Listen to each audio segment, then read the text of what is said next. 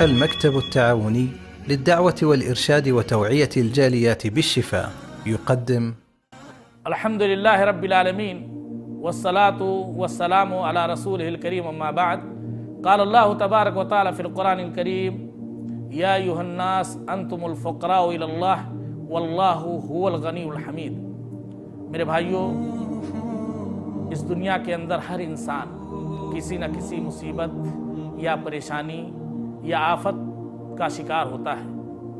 جب اسے کوئی اس طریقے کی پریشانی آتی ہے تو اس سے چھٹکارا اور نجات حاصل کرنے کے وسائل اور ذرائع اختیار کرتا ہے۔ انہی بہترین وسائل میں سے مومنوں کے پاس سب سے بہترین ذریعہ اور وسیلہ نجات کا دعا ہے۔ اللہ کے نبی صلی اللہ علیہ وسلم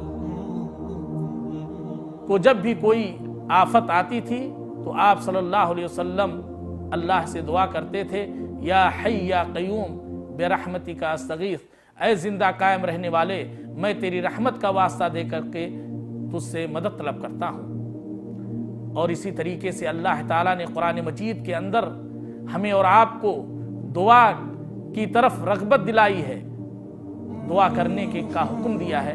اللہ تعالیٰ نے قرآن مجید کے اندر فرمایا ادعونی استجب لکم، لوگو مجھ سے مانگو میں تمہاری فریاد کو اور طلب کو سنتا ہوں۔ میرے بھائیوں، خواہ کوئی کتنا بڑا انسان ہو، ولی اور بزرگ ہو، رسول یا پیغمبر ہو، ہر کوئی اللہ کا محتاج ہے، جیسا کہ اللہ تعالیٰ کا فرمان ہے یا ایھا الناس انتم الفقراء الی اللہ، کہ اے لوگو تم سب کے سب اللہ کے محتاج ہو۔ اللہ بے نیاز اور قابل تعریف ہے، اور یہی وجہ ہے کہ تمام انبیاء اور رسول کا اوڑھنا اور بچھونا دعا تھا۔ ہر وقت وہ اللہ سے دعائیں کرتے تھے۔ تو ہم اور آپ کو چاہیے کہ ہم تو رات و دن اللہ کے محتاج ہیں اور ہم سے معصیت اور گناہ ہوتے رہتے ہیں، ہمیں تو ہر وقت اللہ سے طلب کرنا چاہیے۔ اللہ ہمیں بکثرت دعا کرنے کی توفیق دے، آمین۔ وما علینا الا البلاغ۔